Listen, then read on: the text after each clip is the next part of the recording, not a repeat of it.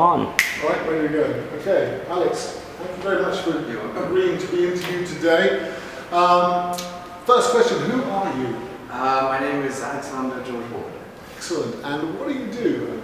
Right now I'm a visionary artist and book publisher.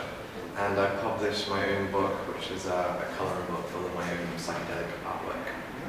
And what are you doing here at Breaking Convention 2017? So here, with my colleague, we have an exhibitor's table upstairs, where we're selling a lot of the books that's full of many psychedelic titles, including my own one as well, and a bunch of my artwork as well. Fantastic.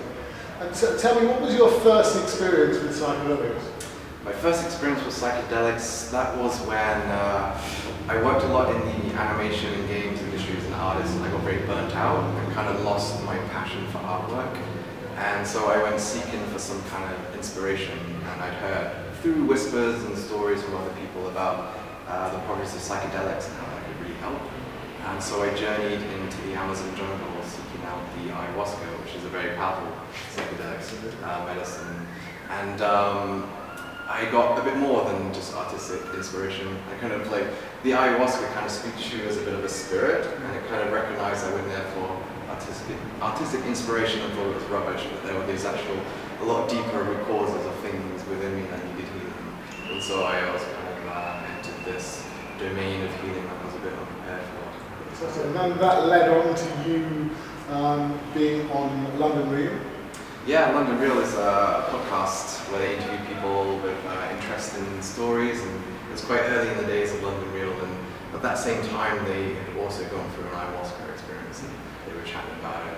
And I had made a documentary called Tierra Vida, which was based on my own personal accounts of my experiences with ayahuasca, so talking about what I went through, including some artwork.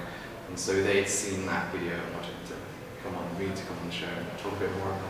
Okay. I've seen the one you co-hosted with the DMT special. Yes. Now, in that, I found it, I had quite a giggle with it, because you made out that you had to go somewhere to do the DMT and then come back. You were on a plane to another country with yes, DMT. it was quite convincing, wasn't it? It was. I can't say too much.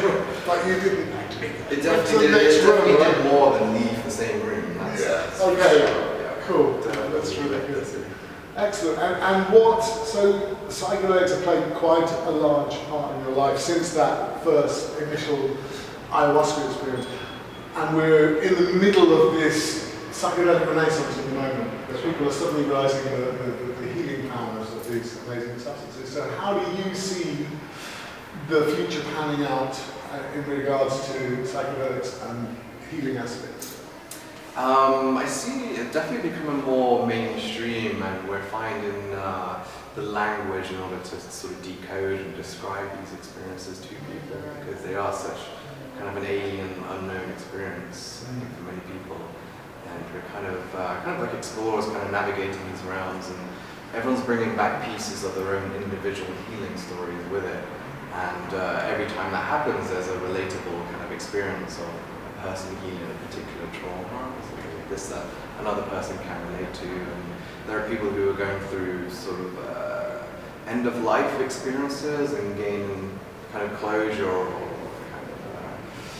kind of closure in life in a way that they need to have. And then a lot of people who may have family members or even themselves who are going through death experiences, they've read those books and they want to integrate that into their own lives. And I think it's just sort of spreading and rippling throughout culture in a good way. Okay, thank you very much. I think we'll leave it there. We're keeping it nice and short, and like I said, we don't really want to get too deep. Yeah.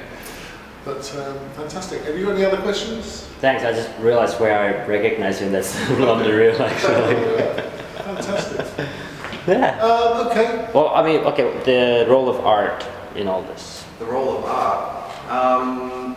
Well, art is another form of language, but it's like a very densely concentrated form of language where you can imbue it with so much more content and experiences.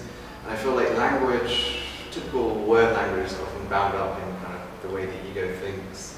And when you read a certain experience with psychedelics, you can understand things like the connectedness to all things very intellectually, but you don't feel it in your body.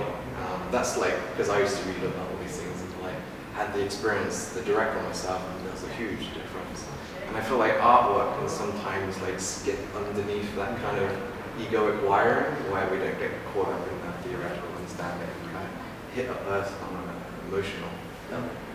I did a really intense LSD trip once, and I came up with this amazing, undeniable truth, just a phrase, and I don't know where I got it from, it just appeared, like something you can do when you're on LSD. And the phrase is, all creativity is an attempt to make permanent the impermanent. Sure. And it's an undeniable, you can't find an exception. It's an undeniable truth. All creativity is an attempt to make permanent the impermanent. Sure. We're filming here today, we're trying to make this moment permanent, but it's not, it's an impermanent moment. Yeah, I never really experienced that until with psychedelics, that kind of amazing artistic creativity of just life and that constant motion. Just like astounded by it. Sort of overwhelmed as an artist that you just can't quite capture those moments at all. Yeah, You just get the snippets. Absolutely. Well, thank you very much, Alex, for your time and for agreeing to be interviewed. Appreciate it. No problem. Lovely. Cheers. Thank